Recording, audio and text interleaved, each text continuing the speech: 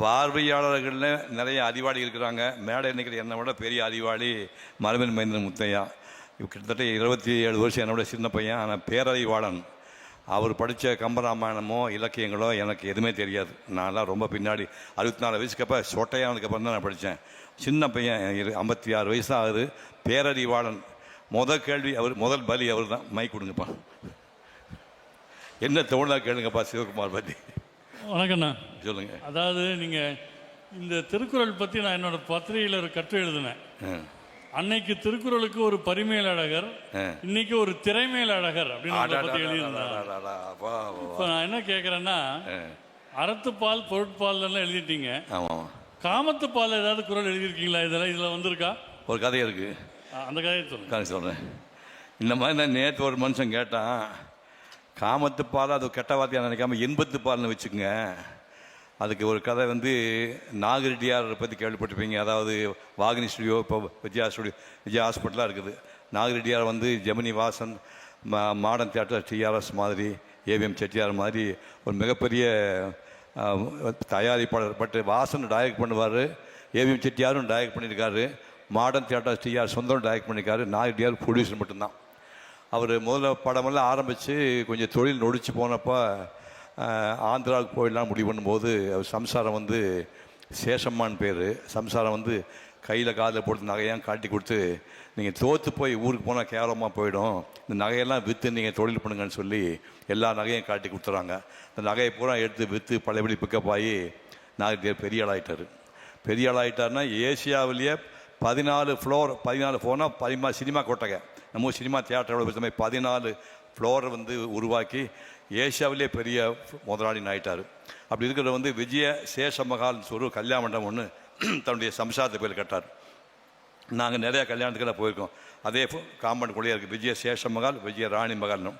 இப்போ இவருக்கு ஒரு காலகட்டத்தில் எல்லாமே மாறுதலுக்கு உட்பட்டதான வாழ்க்கையே. 1975 அப்படியே சினிமா ஸ்டுடியோக்கு இருந்த சினிமா அப்படியே கொஞ்சமாக வெளியே வர ஆரம்பிக்கிறது. முதல் வெளியே வந்தாலும் நான் தான். அன்னக்கிளி படம் முழுக்க நம்ம ஊர் பக்கம் கோபிச்செட்டிப்பாளையம் பக்கம் குண்டேரி படம் இந்த ஏரியாவில் தான் ஷூட் பண்ணேன். ஸோ ஸ்டுடியோக்குள்ளேருந்து வெளியில் முதல் படம் பண்ண ஆள் நான். அதுக்கப்புறம் பாரதிராஜா 14வது வயதில் பண்ணார். இந்த மாதிரி மொத்தமாக எல்லாருமே வெளியில் படங்கள் பண்ண ஆரம்பிக்கும் போது ஸ்டுடியோ பூசணம் பூத்து போச்சு, ஒட்டடை அடித்து போச்சு. இனிமேல் அதை வச்சு ஒன்றும் பண்ண முடியாதுன்னு ஒவ்வொரு ஃப்ளோராக விற்க ஆரம்பித்தார். கம்ப்யூட்டருக்கு போயிட்டு இருக்குது, சாஃப்ட்வேர் கம்பெனிக்கு ஒன்றா விற்றுட்டு வராரு. அப்படியே விற்று 2வது ஃப்ளோர், 4வது ஃப்ளோர், 8வது ஃப்ளோர் எல்லாம் விற்று கடைசியில் இந்த விஜய சேஷமாலே விற்றுட்டார். விற்ற உடனே அந்த முதலாளி சொன்னார், இனிமேல் எனக்கு எந்த உரிமை இல்லைன்னு இருந்தால் ஒரு கையெழுத்து கும்பிட்டு கேட்குறேன். இந்த 14வது ஃப்ளோரை விற்றுட்டேன் இல்லையா, அதை பிடிச்சிட்டு நீங்கள் கட்டணமாக காட்டி முடிச்சுட்டு கடைசியாக விஜயசேஷமாக இடிங்க. ஏன்னா என் பொண்டாட்டி ஞாபகமாக பண்ணுது, அதை இருக்கிறத நான் பார்க்குறதுக்கு தாங்கிக்க மாட்டேன் சொன்னார். எல்லாம் இடிச்சிட்டு கடைசியாக புல்டோசர் இந்த விஜயசேஷமாக இடிச்சது. அன்றைக்கி நைட் சேர்த்து போயிட்டார். உடம்போடு உயிரடை எண்ணெய் மற்ற மடந்தியோடு எம்படை நண்புன்னு வள்ளுவர் பாட்டு இன்பத்து பாட வருது. அதுக்கு தான் இந்த கதை. அடுத்த கதை. இப்போ அவர் நாகராஜ், அவர் முதலமைச்சர், அவர் ஒரு முதல்வர், ஒரு கல்லூரி முதல்வர், ரிட்டையர் ஆனவர். அவருக்கு மாதிரி நிறையா பேசுவார், நிறைய எழுதுவார், பெரிய ஞானஸ்தன். இன்றைக்கி மாட்டிட்டார். என்னையா கேட்கணும்னு தோணுது. எத்தனை வருஷமாக சிவகுமார் உங்களுக்கு தெரியுங்க, அவர்கிட்ட என்ன கேட்க நினைக்கிறீங்க சொல்லுங்கள். அப்பர் பெருமான் 80 வயது வாழ்ந்து தன்னுடைய உடம்பை மண்ணில் தேய்ச்சி போய் தான் கைலாயம் சேர்ந்தார். ஆனால் கண்ணப்ப நாயனார் 6 நாளில் இறைவனை சென்றடைஞ்சார். அந்த மாதிரி நான் அண்ணான் தான் கூப்பிடுவேன். இவருக்கு எத்தனையோ வருஷமாக பழக்கம் இருக்காங்க. எனக்கு இவருக்கு அறிமுகம் 2 நாளில் ஆச்சு. இவருடைய புதிய தலைமுறையில் திருக்குறள் கதைகள் நான் அப்போ தான் முதல் பார்த்தேன். நானும் அதே ரீதியில் 2 புத்தகம் எழுதியிருந்தேன். உடனே ஒரு க்யூரியாசிட்டியில் அந்த புத்தகத்தை அண்ணாவுக்கு அனுப்பிச்சி வச்சேன். அதுக்கு முன்னாடி நான் கல்லூரி முதல்வராக இருந்தப்போ நிறைய பேர் சிறப்பு விருந்தினராக வந்திருக்காங்க. அவங்கள்ட்ட அந்த புத்தகத்தை கொடுப்பேன். அவங்க எனக்கு அத்தனை ப்ராமிஸ் பண்ணுவாங்க, போய் படிக்க சொல்கிறேங்கன்னு. ஒருத்தர் கிணத்துல பாட்டு கல் தான். அப்படி இருக்கும்போது எனக்கு ஒரு அவநம்பிக்கை, இவர் இவ்வளோ பெரிய பிரபலமானவர், பிஸி பர்சன், இவர் எப்படி நம்ம புக்கை படிப்பாரா? இருந்தாலும் என்ன நம்ம கிளப்பதற்கு கொண்டு இல்லைன்னு சொல்லி அனுப்பிச்சி வச்சேன். யாரை நம்ப மாட்டீங்க, 2 நாளில் 5வது மார்ச் 5ஆம் தேதி 2023 அனுப்பிச்சி வச்சேன். மனுஷன் மார்ச் 8ஆம் தேதி கூப்பிட்டாரு. கூப்பிட்டது அன்றைக்கி பார்த்து நான் ஃபோனை வீட்டில் வச்சுட்டு போயிட்டேன் கல்லூரிக்கு. 2 தடவை கூப்பிட்டுருக்காரு. அப்புறம் வீட்டுக்கு வந்து பார்க்கும்போது அந்த அன்னோன் நம்பர் காலை கூப்பிடும்போது ரிங் போச்சு, அவர் எடுக்கலை. அப்புறம் அவரே கூப்பிட்டாரு. அவர் சொன்ன முதல் வார்த்தை, யார் பேசுகிறது தெரியுதுங்களா அப்படின்னாரு. அப்படியே புல்லரிச்சு போயிட்டேங்க. நான் அவருடைய வாய்ஸ் மறக்க முடியுமா? ஐயா நீங்களா அப்படின்னு சொல்லி ஒரு அரை மணி நேரம் பேசினாருங்க. நான் வந்து நடுவில் இன்டர்வியூ பண்ணேன். ஐயா எந்த வருடம் தெரில, ஒரு தீபாவளி விஜய் டிவியில் நான் எண்ணெய் தேய்ச்சி வெறும் டவல் மட்டும் கட்டிட்டு குளிக்க போகும்போது என் மிஸ்ஸஸ் என்னை கூப்பிட்டு விஜய் டிவியில் சிவகுமார் பேசுகிறாருங்க அப்படின்னாங்க. சரி ஒரு 5 நிமிஷம் என்ன பேசுகிறாரு பார்க்கலான்னு சொல்லி வந்து நின்னங்க. அந்த ப்ரோக்ராம் முடிகிற வரைக்கும் துண்டை கட்டி அந்த சேரில் உட்கார முடியாத எண்ணெய் ஆகிடும் அப்படியே நின்றுட்டே பார்த்தேங்க. அந்த சம்பவங்கள் அப்படியே ஒவ்வொன்றா நான் சொல்லும்போது அவர் சொன்ன வார்த்தை என்னால் மறக்க முடியாது. உங்கள் காலை தொட்டு கும்பிட்றேன்னாரு. ஐயா நீங்கள் எனக்கு இவ்வளோ பெரியவங்க, அந்த மாதிரி தயவு செஞ்சு சொல்லாதுன்னு சொல்லிவிட்டு அப்புறம் என்னை வந்து வாட்ஸ்அப்பில் இணைச்சு ரெகுலராக எனக்கு நிறைய இன்ஃபர்மேஷன் அனுப்பாருங்க, நானும் அனுப்புவேன். அந்த மாதிரி எங்களுடைய நட்பு உருவானதுங்க. அதில் மிக மிக மகிழ்ச்சி. இப்போ நான் அண்ணாகிட்ட கேட்க வேண்டிய அவர் எனக்கு நான் 2 புத்தகம் அனுப்பிச்சேன். அவர் எப்பயுமே கந்தன்கரணி படம் நடித்தவர் இல்லையா, கிருபானந்த வாரியார் சொன்ன மாதிரி 1 மடங்கு கேட்டால் 2 மடங்கு கொடுப்பான்னு சொல்லுவாங்க. திருவருளில் இவர் ஏவிராஜன் வசனம் பேசுவார். நான் 2 புத்தகம் அனுப்பிச்சேன், அவர் எனக்கு 4 புத்தகம் அனுப்பிச்சி வச்சார். அதில் அன்பு சகோதரர் டாக்டர் என் நாகராஜன் மற்றும் அவர் குடும்பத்தினருக்குன்னு சொல்லி போட்டு அனுப்பிச்சிருந்தார். அதுலேருந்து அவரை நான் அண்ணான்னு தான் கூப்பிடுவேன். அண்ணாகிட்ட நான் வைக்கக்கூடிய கேள்வி, நீங்கள் வந்து ராமாயணம், மகாபாரதம், திருக்குறள் இந்த 3 அழகாக பேசியிருக்கீங்க, ரெக்கார்ட் பண்ணி எல்லாம் பண்ணியிருக்கீங்க. உங்களுக்கு 3 குழந்தைகள், சரவணன் என்ற சூர்யா, கார்த்தி, பிருந்தா. இங்கே நிறைய மேடையை சொல்லியிருக்கீங்க. முதல் 2 பிள்ளைகள் உங்கள் 2 கண்கள். அப்போ உங்கள் பொண்ணு கேட்பா, அப்போ நான் யாருப்பான்னு கேட்கும்போது நீ என்னுடைய உயிர்மான்னு சொல்லி. இப்போ இந்த 3 ராமாயண, மகாபாரதம், திருக்குறள் கதைகளில் எது உங்களுடைய கண்கள், எது உங்களுடைய உயிர் சொல்லுங்கள். இதுதானே ஐயம்பேட்டை விவகாரம்னு. ஏயா சூர்யா பெட்டரா, கார்த்தி பெட்டரா, பிருந்தா பெட்டரான்னு கேட்டால் எனக்கு என்னையா பதில் சொல்ல முடியும்? 3மே என் குழந்தைங்க தானேயா. இது பாரு 5 விரல் இருக்குது. இது பெட்டரா, இது பெட்டரா, இது பெட்டரா, இது பெட்டரா நான் எப்படி சொல்ல முடியும்? 3மே என் குழந்தைங்கய்யா. 3 திரும்பி பண்ண முடியாது. என் வாழ்க்கையில் வந்து நான் வந்து எத்தனை வருஷம் இருப்பேன்னு தெரியாது. என் வாழ்க்கையில் நான் வந்து இலக்கிய துறைக்கு நான் விட்டுட்டு போகிற உரைகள் வந்து ராமாயணம், மகாபாரதம், திருக்குறள் 3 தான். ராமாயணம் நான் வந்து சரியாக ஷாக் அடிக்கும் கூட கேட்டிங்கன்னா 1 ஆண்டு தான் பயிற்சி எடுத்தேன். ராமாயணம் வந்து 10,000 சொச்சம் பாட்டு கம்பன் எழுதியிருக்கான். திருவள்ளுவர் காலம் 2000 ஆண்டுங்கிறாங்க. திருவள்ளுவர் வந்து முழுக்க முழுக்க அவரே எழுதினாரா, இல்லை ஞானசா மாதிரி மரபினிமே முத்தையா மாதிரி ஒரு குழு இருந்து அமைச்சதான்னு கூட தெரியாது. ஏன்னா நம்ம ரெக்கார்டு கிடையாது. ஆனால் கம்பன் ஒரே ஆள் தான். அவன் ஒருத்தர் வந்து 10,000 பாட்டு எழுதினா சொல்கிறாங்க. அந்த 10,000 பாட்டை வந்து 1000 சுருக்கி 1000 பாட்டை 100 ஆக்கி 100 பாட்டை வாயில் சொல்லி முடியும் போது கம்பராமாயண கதையை மொத்தம் முடிக்கணும். இதெல்லாம் நான் வந்து எந்த எதிர்பார்ப்பும் கிடையாது.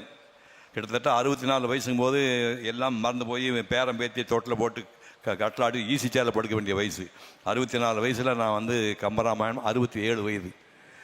எனக்கு அதுக்கு சரியாக 67 வயதில் வந்து நான் கம்பராமாயணம் 2 மணி 20 நிமிஷம் பேசினேன். அதுக்கப்புறம் வந்து ஒரு 75 வயது, நாளை விடிந்தால் 75 தொழுகிறேன். 74 வயசு கடைசி நாளில் 4 வருஷம் ஆராய்ச்சி பண்ணி சிவபுஸ்தகம், இளம்பரை மணி மாறன், பிஆர் சோப்ரா வந்து 70 மணி நேரம் பண்ணிருக்கான். நீங்கள் எல்லாம் பார்த்துப்பீங்க. மகாபாரதம் வந்து சண்டே காட்டினாங்க. 1 வருஷம் 10 மாதம். அந்த மொத்தத்தை எடுத்து தொகுத்து நோட்ஸ் எடுத்து 4500 பக்கம் நோட்ஸ் எடுத்து அதை கொஞ்சம் கொஞ்சமாக குறைச்சி 350 பக்கம் ஆக்கி ஒரே நாள் மேலே நின்று 2 மணி 20 நிமிஷம் நான் பேசினேன் மகாபாரதம். அதுக்கப்புறம் திருக்குறள் பேசும்போது 81 வயசு. இது 3.5 வருஷம் டைம் எடுத்துக்கிட்டேன். இந்த 3 தான் வந்து என் காலத்துக்கு பிறகு இலக்கியத்துறையில் நான் செஞ்ச சாதனையாக இருக்கும். இதை அடிக்கிறதுக்கெல்லாம் நிறையா பேர் வருவாங்க, வரணும். ஆனால் என்னை பொறுத்தவரை இந்த 3 தான் என்னுடைய அடையாளமாக இருக்குது. இந்த 3ல் எது சிறந்ததுன்னு கேட்டால் இதை விட நான் என்னையா பதில் சொல்ல முடியும்? விடுங்கய்யா, மன்னிச்சிடுங்கய்யா. அடுத்த கேள்விக்கு போங்க. முருகனான் சொல்லுங்கள். மிகச்சிறந்த நடிகர், ஓவியர், பேச்சாளர், இலக்கியவாதி என்ற எங்களின் சிவகுமார் என்ற மனிதரின் அடையாளம் எதிர்காலத்தில் என்னவாக இருக்கும்? கடைசியாக புரியல, என்ன சொன்னீங்க லாஸ்ட்டில்? கடைசி வரை சொல்லுங்கள். எதிர்காலத்தில் என்னவாக இருக்கும்? சிவகுமார் என்ற மனிதரின் அடையாளம் எதிர்காலத்தில் ஆமாம், என்னவாக இருக்கும்? ஓ கரெக்ட், நன்றி நன்றி. சிவகுமாருங்கிற அடையாளம் வந்து அவர் வந்து 87 கதாநாயகளை கட்டி பிடிச்சி கன்னத்தை மொத்தம் கூடி டூயட் பாடியிருக்காரு. எத்தனை பேர்? 87 கதாநாயகளை, ஒரு 40 வருஷம். அதெல்லாம் நிற்காது. ஆனால் அதை விட மிகப்பெரிய நடிகை சிவாஜின்னு ஒரு மாபெரும் கலைஞர் இருந்துட்டு போயிட்டான். எங்கள் காலத்துக்கு பிறகு கமலஹாசன் ஒரு நடிகர் இருக்கிறான். அவர் பண்ண சாதனையில் என்னோட தான் நிற்காது. புரியுது உங்களுக்கு? இப்போ நீங்கள் சொல்ல போனால் இப்போ சூர்யா கார்த்தி கூட அப்பாவை எக்ஸைட் பண்ணுறதுக்கு வாய்ப்புகள் இருக்குது. ஆனால் வந்து எக்ஸைட் பண்ணுறதுக்கு முடியாத சிக்கலான இடம் வந்து 24 வயதில் நான் வரைந்த ஓவியங்கள். அது இப்போ நான் வந்து இப்போ அதை திறந்து காட்டணும். அந்த புக்கு பையா கொண்டு வந்திருக்கேடா, கொண்டு வா. ஏன்னா வேறு வழியில் இதை மேடையில் கொடுக்க வேண்டியது இருந்தால் இப்போ திறந்து காட்ட வேண்டி வருது. திறந்துட்டு 24 வயதிற்குள் நான் இந்த ஓவியம் வரைதுக்காக தான் இந்த ஊர்லேருந்து சூலூர்லேருந்து காசிமண்டம் போய் சின்ன ஊர்ந்து புறப்பட்டு போனேன். 24 வயதிற்குள் இந்த தரத்திலே ஓவியம் வரைந்தவர்கள் இன்றைக்கி இந்தியா முழுக்க சேர்ந்தீங்கன்னா 20 பேர் இருக்க மாட்டாங்க. 140 கோடி பேர் இருக்கிறாங்க. 140 கோடி பேரில் இந்த மாதிரி ஓவியங்கள் வந்து இருந்தாலும் உங்களுக்கு அங்கேருந்து பார்த்தா ஒன்றும் தெரியாது. இருந்தாலும் வீடியோ கொஞ்சம் பார்த்துக்கப்போம்.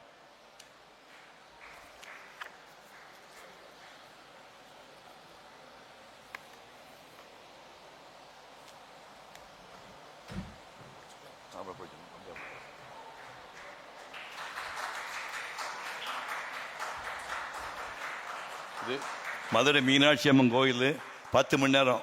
காலையில் 8 மணிக்கு உட்காந்து சாயங்காலம் 6 மணி வரைக்கும் சிங்கிள் சிட்டிங்கில் ஒரே தடவை ஒன்றுக்கு போயிட்டு வந்து 10 மணி நேரம் வரைஞ்ச மீனாட்சி அம்மன் கோயில் 1962. இந்த நாகர்கோயிலில் தென்னந்தோப்பு. இந்த கன்னியாகுமரி அலைகள் வந்து நமக்காக போஸ்டெல்லாம் கொடுக்காது.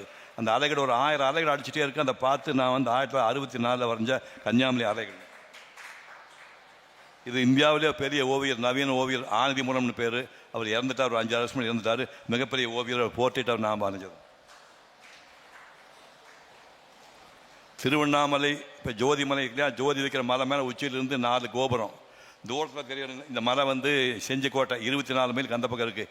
இது காலையில் 8 மணிக்கு உட்காந்து மத்தியானம் 2 மணிக்கு 6 மணி நேரம் வரைஞ்ச ஓவியம் 1963.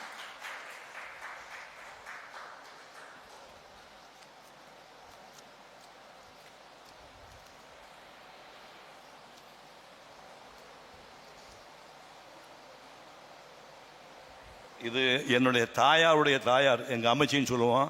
என்னை உட்கார வச்சு 45 நிமிஷத்தில் வரைஞ்ச வாட்டக்கலர். வெறும் 45 நிமிஷத்தில் வரைஞ்சது. இது ஒரு பேபி.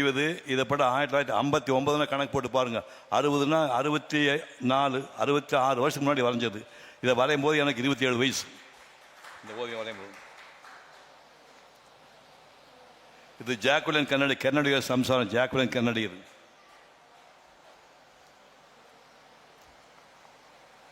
இது இசைஞானி இளையராஜா. இந்த ஜூம் பண்ணிட்டு அந்த படம் ஜூம் பண்ணிட்டு இந்த படத்துக்கு கூட ஒரு கதை இருக்குது. என்ன கதைன்னா, நான் இங்கே சூலூர் பள்ளிக்கூடத்தில் 57 SSLC படித்தேன். படிச்சுட்டு இருக்கும்போது வீட்டிலே உட்காந்து படங்கள்லாம் வரைஞ்சி, லைன் ட்ராயிங் வரைஞ்சி நடிகர்களுக்கெல்லாம் படம் அனுப்புவேன். அந்த மாதிரி ஜெமினி கணேசனுக்கு ஒரு சின்ன படம் ஒன்று வரைஞ்சி எந்த படம் காட்டுறேன்.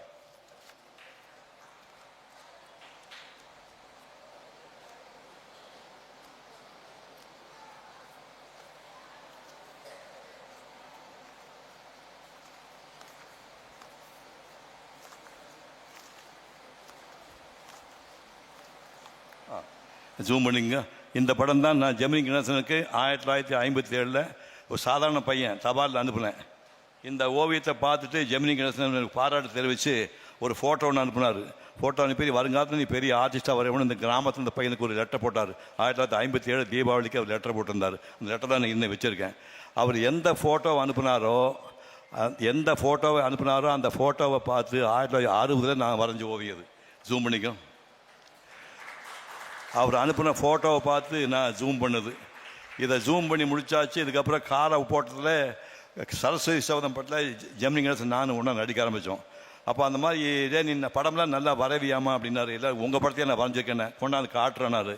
இதை கொண்டு போய் அவர்கிட்ட காட்டினோம். டே மாப்பிள்ளை எனக்கு கொடுத்துட்றா அப்படின்னாரு. நீ தானே உயிரோடு இருக்கிற, அது எப்படி கேட்குறேன். இல்லை கொடுத்துறாரு. முடியாதுன்ட்டேன். நம்ப மாட்டேங்க. 80வது பிறந்தநாள் சதாபிஷேகம் கொண்டாடும் போது சூர்யா ஃபோர்ஸ் பண்ணி இவ்வளோ தூரம் கேட்டுக்க மரியாதை கொடுப்பான்னு தகராறு பண்ணதுக்கப்புறம் இந்த ஒரிஜினல் படத்தை இப்போ ஜெமினி கணேசன் வீட்டில் இருக்கிறது ஒரிஜினல் படம்.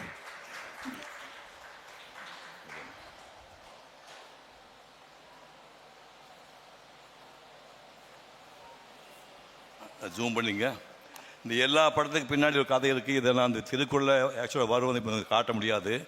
இது வந்து கேட்வே ஆஃப் இந்தியான்னு ஒரு 1972 மேஜர் சுந்தராஜன் கூட நாடகம் போடுறதுக்காக நான் பம்பாய் போனப்போ 3 மணி நேரம் வந்து ரேடியோ கிளப் ஹவுஸ் அது மாடியில் உட்காந்து 3 மணி நேரம் வரைஞ்ச ஓவியம்.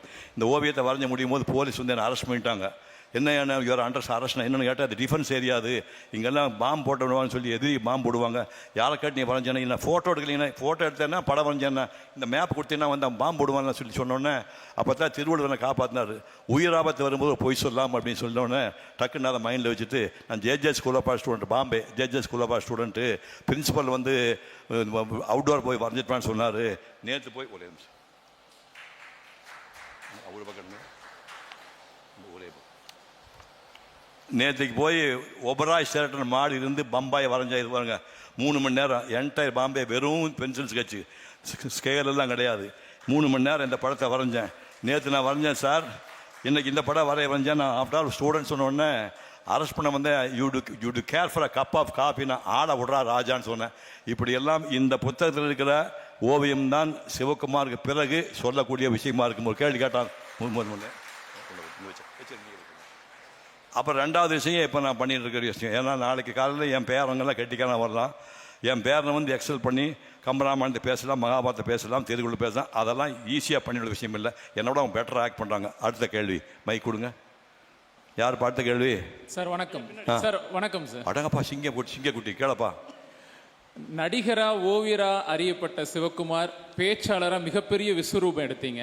அதுல ரொம்ப குறிப்பா மகாபாரதம் பத்தி உங்களுடைய பேச்சு, ஒரு 150 கேரக்டர், ஏராளமான உட்கதைகள் இருக்கக்கூடிய அந்த பேச்சு உங்களுடைய ஆகச்சிறந்த பேச்சுல ஒன்னா இருந்தது.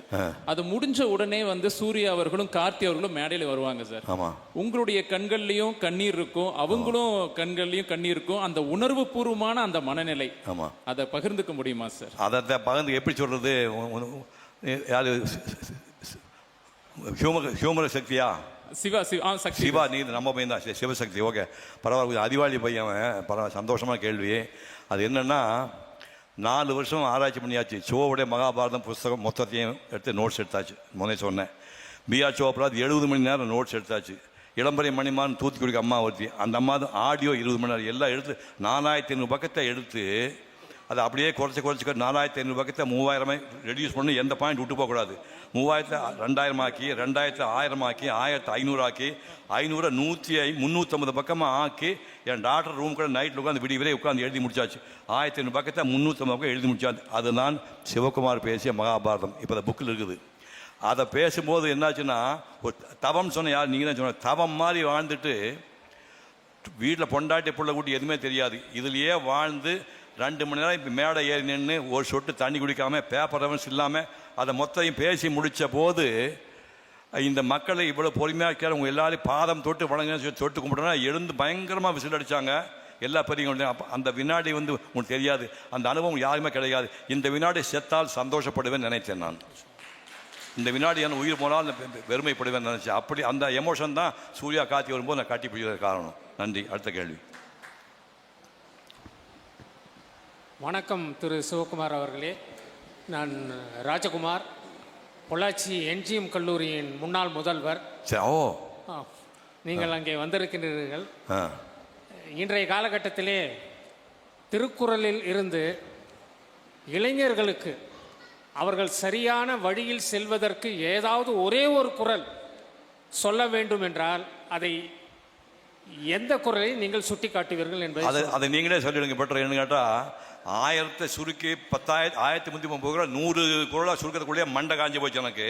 அந்த 100லேருந்து 1 சுருச்சோன்னா செத்தே போய்டும். அதை நீங்கள் சொல்லிவிடுங்க, நீங்களே சொல்லிடுங்க. பெட்டர் எந்த குரல் சிறப்பு 1030 முத்துக்கள். அந்த முத்துக்களை நான் 100 ஆக்கிறது கூட எனக்கு சொட்டையாகி போச்சு. அந்த 100க்கு குறைக்க முடியாது. அதை நீங்கள் 1 ஆக்கன்னு சொன்னால் நீங்கள் தான் பெரிய ஆள். நீங்கள் சொல்லி நான் கேட்டுக்கிறேன். நான் சொல்லுங்கள். இருந்தாலும் உங்கள் மூலமாக கேட்பதற்கு தான் நாங்கள் ஆசைப்படுகிறோம். நீங்கள் சொல்லுங்கள், நீங்கள் சொன்னால் நான் கேட்டுக்கிறேன். காலேஜ் முதல்ல இருந்திருக்கீங்கன்னு சொன்னால் நான் கேட்டு கும்பிடுக்கிறேன். நான் படித்த ஆள் கிடையாது, சாதாரண ஆள். வாய்மைக்கு என்றும் இறப்பில்லை, வாய்மை என்றும் வாழும். சரி. வாய்மை என்பது யாதனின் என்று கேட்டால் யாதொன்றும் தீதில்லாத சொல்லல் என்று சொல்வார்கள். சரி. ஆகவே வாய்மை என்பது இளைஞர்கள் இன்றைக்கு கடைபிடித்தால் அது ஒரு பெரிய அவர்களுக்கு வளர்ச்சி கொடுக்கும் என்று நான் நினைக்கின்றேன். சரி போதும், அது மட்டும் வச்சு ஒருத்தர் வாழ முடியாது, எல்லா கூடயும் ஃபாலோ பண்ணி ஆகணும். நன்றி. அடுத்த கேள்வி கேளுங்கம்மா. அடுத்த கேள்வி யார் கேட்க போறீங்க? அடுத்த கேள்வி இங்கே டைம் ஆயிடுச்சு, முடிச்சிடலாம். அடுத்த நிகழ்ச்சிகள். சார் வணக்கங்க. வணக்கம் சார். நான் சுமார் 50 ஆண்டுகளுக்கு முன்னால் ஒரு திருமண நிகழ்ச்சியில் சந்தித்தேன். அப்படி உள்ளது போலவே இன்று வரைக்கும் இருக்கிறீர்கள். ரொம்ப சந்தோஷம். உங்கள் இளமைக்கு என்ன காரணம் என்று நான் தெரிந்து கொள்ளலாமா? என்ன சொல்றாருப்பா சீனிவாசன்? இளமைக்கு என்ன காரணம் என்று தெரிந்து கொள்ளலாமா? சின்ன பையன் தான் இருப்பான். என்ன அவன் கொலை போனக்கு எனக்கு 5 வயசு தான் ஆகுது. நீ பாட்டுக்கு எனக்கு கிழவன் நினைக்கிறேன். நான் என்ன பண்ணுறது? வெறும் 15 தான். அது எனக்கு 16 டீனே வரல. 15 வயசு எனக்கு ஆகுது. 50 ஆண்டுகளுக்கு முன்னால் பார்த்தவரையே இன்னும் இருக்கிறீர்கள். ரொம்ப சந்தோஷம். நன்றி. கடைசி கேள்வி வச்சுக்கலாம். டைம் ஆயிடுச்சு, அடுத்த நிகழ்ச்சி போகணும். அன்பிற்குரிய அண்ணன் சிவகுமார் அவர்களுக்கு வணக்கம். உங்களுடைய அருகாமையில் இருக்கின்ற கலங்கல் என்ற கிராமத்தை சேர்ந்தவன். நீங்கள் நடிகரானது முதல் உங்கள் முன் வந்து நின்று முதலில் காவல் தெய்வம் என்ற படத்திலே நீங்கள் பாடிய பாடல், நடித்த பாடல், தென்னை மரத்தில் குடியிருக்கிற சின்ன பாப்பா எங்க சின்ன பாப்பா, அந்த பாடல், அந்த நிகழ்வை நீங்கள் சற்று எடுத்து கூறிவிட்டு. அது காவல் தெய்வ படம் இல்லை, கண்கண்ட தெய்வம் அந்த படத்துக்கு பேரு. மன்னிக்கவும். காவல் தெய்வத்தில் வந்து ஐயனாறு நிறைஞ்ச பாடல் கொடுக்கணும்னு பாட்டு வரும். இது வந்து தென்னை மரத்தை குந்திருப்ப சின்ன பாப்பா கண்கண்ட தெய்வ படம். KS கோபாலன் எடுத்தது. கண்கண்ட தெய்வம். உடுமலை நாராயண கவி எழுதி சிவாஜி எம்ஜிஆர் TM சவுந்தரராஜன் பண்ண பாட்டு. ஆமாம். அதை பற்றி வேணும் கதை சொல்கிறேன். அது எப்படியே செருப்படி வாங்கினேன்னு. நீங்கள் உங்கள் கேள்விக்கு நல்லா இருக்குது. அதுக்கு பின்னால் இன்னொரு சென்னது, எங்கள் பெரியப்பா கல்யாணசாமி நாயுடுவை பற்றி ஒரு சிறு அதை சேர்த்து சொல்லிடுறேன். ஏன்னா அது டிவியில் வருது, அது நம்ம காட்ட முடியாது. சேர்த்து ரெண்டையும் சொல்லி நன்றி. அந்த தென்னை மரத்து பாட்டு எப்படின்னா, மல்லியத்திலே KS கோபாலனுடைய ஊர் வந்து சொந்த ஊர் மல்லியம். மல்லியத்தில் நாளைக்கு தென்னை மரத்தில் குந்திருப்ப சின்ன பாப்பா ஷூட் பண்ண போனோன்னு சொல்லிட்டாரு. பாட்டு வருந்தாங்க. கோபாலகிருஷ்ணன் வீட்டுக்கு எதிர்த்தாப்பில் ஒரு ரைஸ் மில் இருந்தது. அந்த ரைஸ் மில்லுக்கு போய் தினம் டான்ஸ் ஆடி ரிஹர்சலில் பார்த்துட்டு இருந்தேன். சாயங்காலம் வந்தால் வேர்த்து ஒழுகிட்டு இருந்தது. கோபாலகிருஷ்ணன் கேட்டார், என்னையா வேர்த்து விறுவிறுத்து வர அப்படின்னா, நாளைக்கு பாட்டு ஷூட் பண்ண போகிறீங்கள, அதில் ரிஹர்சல் பார்க்க போகிறேன். என்ன ரிஹர்சல் பார்க்க போகிறேன்? இந்த டான்ஸு தென்னை மரத்தை குந்தி இருப்பத, தென்னை மரத்து மேலே உட்காந்து டான்ஸ் ஆட போகிறேன் நீ அப்படின்னா. தென்னை மரத்து மேலே ஒரு ஷார்ட் எடுப்பீங்க, மிச்சம் கீழே வந்துடும்லண்ணே. நான் டைரக்டரா நீ டைரக்டரா? என்னங்கண்ணே மொத்த பாட்டுவே தென்னை மரத்து மேலே. அட ஒப்ப மகனே, தென்னை மரத்து மேலே மட்டையில் உட்காந்து எப்படி டான்ஸ் ஆடுறது யோசனை பண்ணிட்டு, அப்போ யோசனை, ஐயோ திடீர்னு நாளைக்கு இப்போ இந்த மாதிரி ஷூட்டிங்கில் ஒரு 1000 பேர் பார்க்கும்போது, ஏறா தென்னை மரத்தில் அப்படின்னா, நம்ம தென்னை மரம் யார் தெரியாதே. அவள் தென்னை மரம் கற்றுக்கணும்னு சொல்லிட்டு நேராக அங்கேருந்து அந்த பக்கத்தில் ஒரு ஆறு போயிட்டுருக்குது. ஆறு பக்கத்தில் போனால் ஒரு மரமேறி ஒரு நம்மளோட ஒருத்தர் இருந்தான். அண்ணா இந்த தென்னை மரம் ஏழை கொஞ்சம் கற்றுக் கொடுங்கண்ணா அப்படின்னா. அது ஒன்றும் பிரச்சனை வாங்க, இந்த மாதிரி தாம்பு கயிறு இருக்கும் இல்லையா, காலில் மாட்டுறது, அந்த தாம்பு கயிறு போட்டு எப்படி ஏறணும்னு சொல்லி கொடுத்தாரு. நம்ம அப்போ 23 வயசு கல்யாணத்துக்கு முன்னாடி நாகேஷ் தாராபுரத்துக்காரன், நம்ம ஊருக்காரன், அந்த ஆள் தாம்பு கயிறு போடாமல் சக்குன்னு மேலே போகிறான். நம்ம அது கூட போகிறேன்னா நம்ம கேவலம் இல்லையா அப்படின்னு தாம்பு கயிறு மாட்டாமல் ஒரு 10 அடி மேலே போயிட்டேன். தென்னை மரத்துக்கு மேலே போனோன்னா கால் பிடிச்சிட்டு இருக்குது. தென்னை புத்தி கொடுக்குற கால் இப்படி அடிச்சுது. ஐயோ சாமி கால் ஆடுதுன்னா என்ன ஆகும்னா கீழே வந்து சேர்த்து போயிடுவீங்கன்னா, ஐயோ அப்படின்னு கட்டி பிடிக்காது நெஞ்சு உறிஞ்சி போனால், அட போயா நெஞ்சு உறிஞ்சி அப்புறம் அவன் சேர்த்து போடணும்னு சொல்லிட்டு வந்து சர்ன்னு கீழே வந்து நெஞ்செல்லாம் உறிஞ்சி போச்சு. 10 அடி வந்தபோது மட்டையில் பிரிஞ்சு கிழிஞ்சி நெஞ்சில் வந்து ரத்தம் வந்துட்டு இருக்குது. நேராக போனேன். ஒரு டைரக்டர் திட்டுவான்னு சொல்லிட்டு போய் குடிச்சிட்டு பவுடர்லாம் போட்டு இப்படி ரவுண்டுக்கு, இதை டிவியில் பார்த்தீங்களா அந்த மாதிரி ரவுண்டுக்கு பண்ணி போட்டு நேராக போனேன். என்னையா இந்த ஊருக்கு சம்மந்தமாக ரவுண்டுக்கு பண்ணிலாம் போயிட்டு வந்துருக்கேன். ஒன்றும் இல்லைங்க, தென்னை மலையாத போய் கொஞ்சம் நேரம் நெஞ்சு உறிஞ்சி போச்சு. அதுக்குண்ணா மழையா நான் ஏணி வச்சு ஏற்றி விட்டுருப்பேன்ல மற்ற மேலே, நீ ஏன்டா கற்றுக்கிட்டேன்னா. ஆட பாவிகளா, நாளைக்கு ஷூட்டிங் இருக்குது, ஏணி வச்சு ஏற்ற போகிறா, நீ சிரமப்படா சொல்லி தொலைய வேண்டியதானே. 7000 ரூபா சம்பளமாக நடிகர் சொல்லுவாங்களா டைரக்டரு, இப்படிலாம் செருப்படி வாங்கி தான் அந்த பாட்டு பண்ணேன். இப்போ கல்யாணசாமி நாயுடு சொன்னாங்க. நான் இந்த நிகழ்ச்சிக்கு வர காரணமே அந்த பிதாமகள் தான். அதாவது நம்ம முதலே சொன்ன பார்த்தீங்கன்னா, எங்கள் ஊரில் வந்து படிக்கிறதுக்கான வசதி எதுவுமே கிடையாது. கலங்கல்ல வந்து இப்போ இந்த மண்டபம் இருக்குது. அந்த மண்டபம் வந்து ஊர் நடுவில் இருக்குது, மொட்டை மண்டபம் இருக்குது. அந்த மொட்டை மண்டபத்துக்கு ஒரு மொத்தமாக ப்ரைவேட் பள்ளிக்கூடம் ஒரு 20 பசங்க தான் இருப்பாங்க. இவர் வந்து இன்டர்மீடியட்டு மேத்ஸில் டாப் ஆடு. இப்போ கூட சொல்கிறேன், அடிக்கடி நான் எல்லா மேடையும் சொல்லி இப்போ சொல்லிட்டு போகிறேன். எங்கள் பெரிய ஆள் இருக்கிறீங்க, அந்த கல்யாண சாமியை சொல்லி கொடுத்த கணக்கு இப்போ சொல்கிறேன். யாராவது நீங்கள் போகிற சொன்னால் இது பாருங்கள் 1000 ரூபா வச்சு கொடுப்பேன். கால் அரைக்கால் காசுக்கு 4 அரைக்கால் கத்திரிக்காய். ஒரு காசுக்கு எத்தனை கத்திரிக்காய்? இன்னொரு சொல்ல ஞாபகம் வச்சுங்க. கால் அரைக்கால் காசுக்கு 4 அரைக்கால் கத்திரிக்காய். ஒரு காசுக்கு எத்தனை கத்திரிக்காய்? பிருந்தாமே சேர்த்து சொல்லிட்டேன்னா 1000 ரூபா இங்கே மேலே ஏற்றி கொடுப்பேன் நான். இந்த கணக்கெல்லாம் எங்களுக்கு 4 வயசு இருக்கும்போது சொல்லி கொடுத்தவர் அவர். ரோட்டில் வந்துட்டு இப்போ பள்ளிக்கூடத்துக்கு வழியில் மாடு சாணி போட்டிருக்கு. மாடு சாணி போட்ட உடனே புகை வரும். அந்த புகை வர சாணியை அப்படி எடுத்து கூடையில் போட்டு நேராக கொண்டு வந்து அந்த மண்டபத்து மேலே போய் இந்த மாதிரிலாம் நைஸெல்லாம் இருக்காது, மேடு பள்ளமாக கொசமசம் இருக்குது. அந்த சாணி பால் வந்து கரைச்சி பசங்கள்லாம் மேலே ஊற்றி அது மெழி விட்டு தலையை மெழி விட்டு அது காஞ்சதுக்கப்புறம் அந்த மேடையில் உட்காந்தாலும் மொட்டை மண்டபத்தில் நாங்கள்லாம் 1ஆம் கிளாஸ் 2ஆம் கிளாஸ் 3ஆம் கிளாஸ் 4ஆம் கிளாஸ் படித்தோம். திடீர்னு ஒரு 2 வருஷம் ஆச்சு. ஒரு பாடப்புத்தகம் என்ன போட்டு தெரியுமா? நீங்கள் வாழிய செந்தமிழ் வாழ்க தமிழ்னு படிச்சிருப்பீங்க. நாங்கள் படித்தது வாழ்க வாழ்கவே நமது மன்னர் வாழ்கவே 5ஆம் ஜார்ஜ் மன்னர் வாழ்கவே. ஞாபகம் வச்சிங்களா? வெள்ளக்காரங்காலம். வாழ்க வாழ்கவே நமது மன்னர் வாழ்கவே 5ஆம் ஜார்ஜ் மன்னர் வாழ்கவே அப்படின்னு தான் போட்டதில் இருக்கும். இதை போயிட்டு இருந்து 2 வருஷம் திடீர்னு எல்லாம் சங்கத்துக்கு வாங்கினாங்க. நேராக அங்கே போனால் கொடியேற்றினாங்க. அதை பார்த்தே இல்லை. 7 வயசு பசங்க என்ன தெரியும்? கொடியேற்றினாங்க. கொடியேற்றினோடனே வந்து ஆரஞ்சு மிட்டாய்னா ஒரு பிங்க் கலரில், மஞ்சள் கலரில், பச்சை கலரில் ஆரஞ்சு மிட்டாய் கொடுத்தாங்க. அப்படி திரும்பி பார்த்தா சங்கத்துக்கு கூட 3 படம் வச்சுருந்தது. போர்வை போர்த்திய காந்தி படம். என் வாழ்க்கையில் நான் முதல்ல பார்த்தது போர்வை போர்த்தின காந்தி படம். மிலிட்ரி யூனிஃபார்மில், அந்த க்ரீன் யூனிஃபார்மில் சுபாஷ் சந்திர போஸ் தொப்பி இருக்கா, கண்ணாடி போட்டிருப்பார், கம்பீரமாக. இப்போ சுபாஷ் சந்திர போஸ் போக இந்த பக்கம் நேரு அந்த வேஸ்ட் கோட் போட்டு ஃபுல் கை சட்டை போட்டு தொப்பி வச்சு கை பின்னாடி இருப்பார். இதுதான் நான் முதல் பார்த்த அரசியல் தலைவர்கள். இப்படிலாம் பார்த்துட்டு அதுக்கப்புறம் 4ஆம் கிளாஸ் முடிச்சுட்டு அப்படியே இவர் கொடுத்த கோச்சிங்கில் சூடுபள்ளிக்கு வந்து டபுள் ப்ரமோஷன். 6ஆம் கிளாஸு இவங்க கொடுத்த ட்ரைனிங்கில் 6ஆம் கிளாஸுக்கு போனோம்னா அங்கே ஒரு நாயுடு வாத்தியார் திருவேங்கட சாமி நம்மளாம் கடவுள் சொன்னார், சின்ன பொண்ணா எஸ்எஸ்எல்சியை 2 வாட்டி படிக்கிறையா இல்லை ஒழுங்காக 5ஆம் கிளாஸ் படிச்சுட்டு வரையா அப்படின்னாங்க. எஸ்எஸ்எல்சி படிக்கிறதுக்கே இந்த 15 வயசு முடிஞ்சிருக்கணும், 16 ஆகணும் வயசு இருக்கணும். நீ போகிற ஸ்பீடில் 15 போவேன். இப்போ வயசு 10 11ஆம் கிளாஸ் 2 வருஷம் படிக்க வைப்பாங்க. மரியாதையாக போய் 5ஆம் கிளாஸ் படிச்சு வச்சு துரத்தி விட்டார். அப்படி போய் 5ஆம் கிளாஸ் படித்து வந்தேன். இப்படிலாம் வந்தேன். ஒரு 40 வருஷம் ஆகிப்போச்சு. இந்த வருஷம் ஆனவுடனே 40 இயர்ஸ் கிட்டத்தட்ட முடிச்சதுக்கப்புறமா நான் வந்து ஒரு நாள் போனேன். இப்போ அந்த குருவம்மா தோட்டம் தான் கேட்டேன். குருவம்மா தோட்டம்னு தன் தாய் பேரில் அந்த தோட்டம் வச்சுருக்காரு. பேச்சியான் தோட்டம்னு ஒரிஜினல் பேர். சூலூர்லேருந்து 1 கிலோமீட்டர் தூரத்தில் இருக்குது. அங்கே நான் போனேன். நான் 1ஆம் கிளாஸ் வாத்தியார், ஞாபகம் வச்சுங்க. 40 இயர்ஸ்க்கு அப்புறம் நடிகை நாளுக்கப்புறம் போகிறேன்.